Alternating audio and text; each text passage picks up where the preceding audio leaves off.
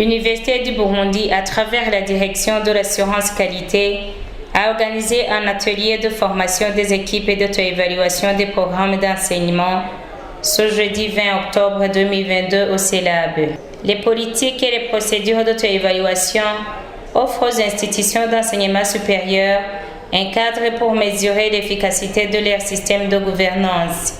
Les politiques et les procédures d'auto-évaluation offrent aux institutions d'enseignement supérieur et à toute institution d'une façon générale un cadre pour mesurer, sur une période définie par elles, l'efficacité de leur système de gouvernance. L'auto-évaluation est une évaluation formative qui permet de positionner le fonctionnement des institutions par rapport à leur stratégie qui les oriente sur les moyens à mettre en œuvre pour introduire des correctifs et atteindre les objectifs qui s'est fixé. L'objectif initial peut être de préparer l'institution à une évaluation externe en plan stratégique, une réponse à un appel d'offres, à une certification ou à une accréditation. Pourquoi faire l'auto-évaluation des offres de formation aujourd'hui à l'Université du Burundi? Je crois que Socrate l'a dit, ce n'est même pas Socrate, je crois que c'est une citation que l'on relit souvent à Socrate, mais c'est une citation qui dit « Connais-toi toi-même ». Elle relève de la sagesse grecque. Alors on a besoin de se connaître, on a besoin de savoir si ce que nous faisons répond aux normes.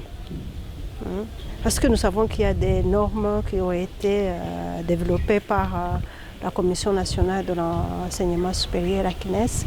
Il y a des normes qui ont été définies par les organismes d'accréditation, que ce soit dans notre région de l'East Africa ou bien au niveau du CAMES.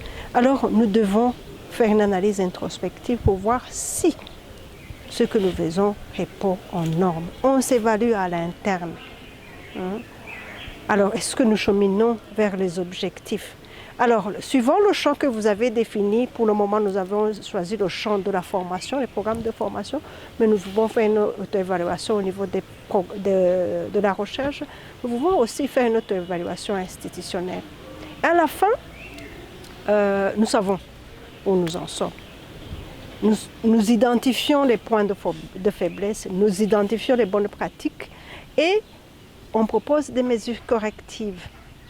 Et à la prochaine auto-évaluation, ou bien à la prochaine évaluation, parce que il peut y avoir une évaluation externe, on suppose que l'on a fait un pas.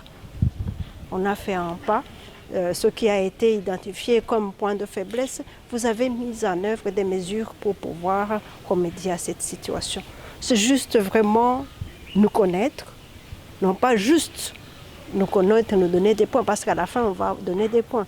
Mais pour connaître nos forces, nos faiblesses, identifier des opportunités aussi, les menaces aussi. Le professeur Chrysostome Damanisha explicite les références sur lesquelles porte l'auto-évaluation. Nous avons élaboré un questionnaire sur la base du référentiel d'évaluation des programmes. Et ce questionnaire porte en fait sur 5 champs. Le premier champ, c'est fondement et justification de l'offre de formation. Ça veut dire tout simplement il suffit d'évaluer ou de vérifier si l'élaboration de l'offre de formation a été faite en fonction des métiers, du monde du travail qui se trouve dans la zone qui nous concerne. Le deuxième champ, c'est la définition et l'architecture de l'offre de formation. Il faut évaluer ou tout simplement vérifier si les programmes qui ont été conçus respectent en fait le système BMD ou LMD. Ça veut dire tout simplement en termes de semestre, en termes d'unité d'enseignement, par opposition à l'ancien système qui concernait tout simplement toute une année, en termes d'année. Alors, le troisième champ qui sera évalué, c'est l'inscription de l'offre de formation dans un cadre national, régional et international. Il s'agit tout simplement de voir si le programme s'inscrit dans le plan stratégique national, s'inscrit dans le cadre au niveau de la région, parce que l'université, un programme universitaire, doit s'inscrire dans un cadre international. Ça veut dire qu'il faut que ça soit connu au niveau international.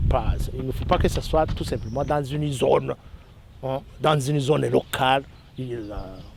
On respecte tout simplement l'internationalisation de l'enseignement supérieur.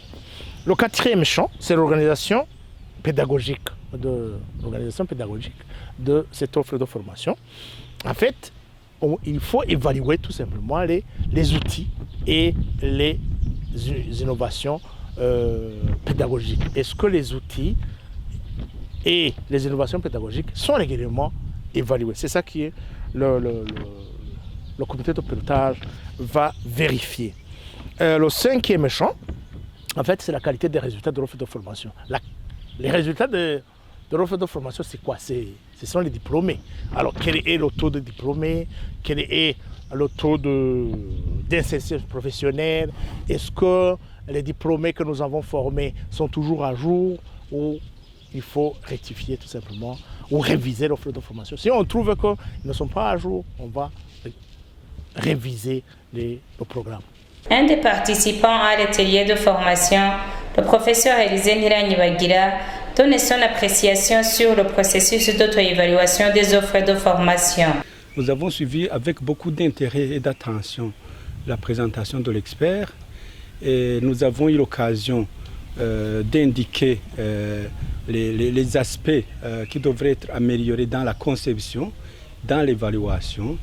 Et maintenant, nous avons, compte tenu de ce que nous a été présenté, commencé à faire comme un exercice l'auto-évaluation dans nos unités d'enseignement.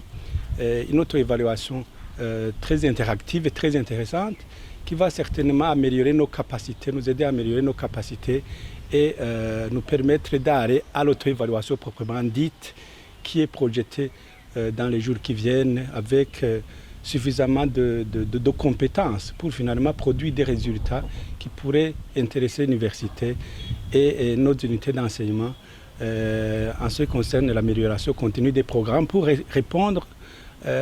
répondre en tout cas aux attentes de la société dont les besoins doivent être finalement couverts par nos programmes de formation dans un sens interactif et complémentaire parce que nous formons pour la société et la société nous évalue, nos lauréats nous évaluent et nous sommes en train donc de nous évaluer. Probablement qu'il y aura d'autres sessions de formation, d'autres parties prenantes qui vont conduire à un cadre beaucoup plus global d'auto-évaluation et donc d'amélioration de nos prestations pour le compte de l'université, du pays, de la société dans son ensemble.